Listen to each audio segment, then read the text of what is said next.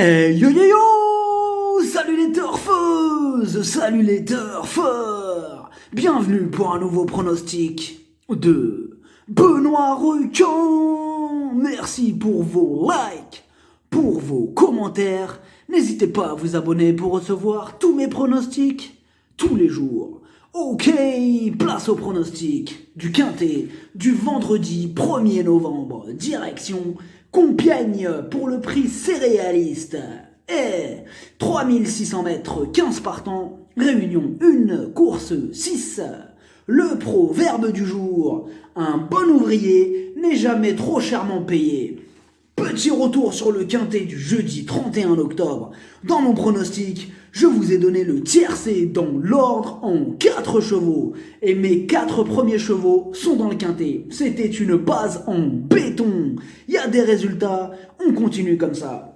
Ok, on commence avec le numéro 1, Boy Royal. Il n'était pas encore à 100% la dernière fois. Cette fois-ci, il est prêt à fournir sa meilleure valeur. Il a déjà couru au niveau groupe 1 et même en étant le plus chargé, il s'annonce redoutable. Le numéro 2, Guadulou. Sa rentrée est excellente et lui aussi va sûrement accuser des progrès, mais malheureusement pour son premier handicap, il porte beaucoup de poids. Mais il semble en mesure de donner chaud aux favoris, attention à lui. Le numéro 3, Zariska. Il vient d'être pénalisé de 4 kilos suite à sa victoire dans un quintet. Malgré la pénalisation, il semble encore compétitif, au moins pour une place. Le numéro 4, Déporte-toi. Seulement 7 courses au compteur, mais 100% à l'arrivée. Il retrouve des chevaux qu'il a déjà devancés et encore une fois, il est incontournable. Le numéro 5, Eden Conti. Il reste sur 3 victoires consécutives. Certes, il n'a pas beaucoup d'expérience, il monte de catégorie, mais sur sa grande forme, c'est un joli coup de poker à tenter.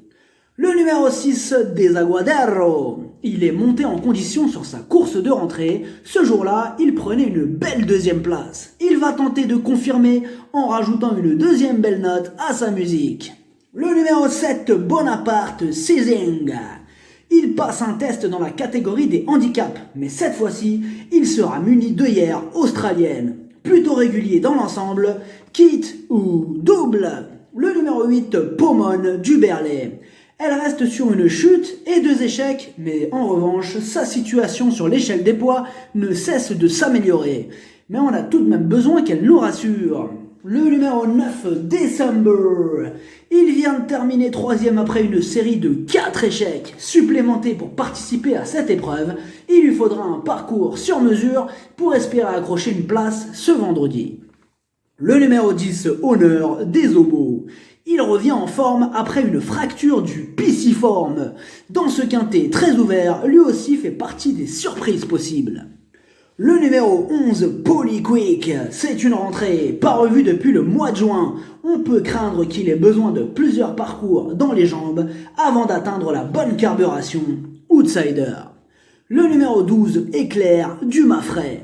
Il a été arrêté la dernière fois et Compiègne ne semble pas être sa tasse de thé. De plus, le niveau semble un peu relevé pour ses réelles aptitudes. Je choisis de l'écarter. Le numéro 13, Croissant Bleu. 4e au niveau réclamé. Il grimpe vraiment de catégorie et cette fois-ci, difficile de le voir se montrer menaçant à ce niveau. Tâche délicate. Le numéro 14, No Risk for You. Il reste sur un échec. Les handicapeurs l'ont baissé d'1 kilo, mais est-ce que cela sera suffisant pour le voir terminer à l'arrivée? On a des doutes.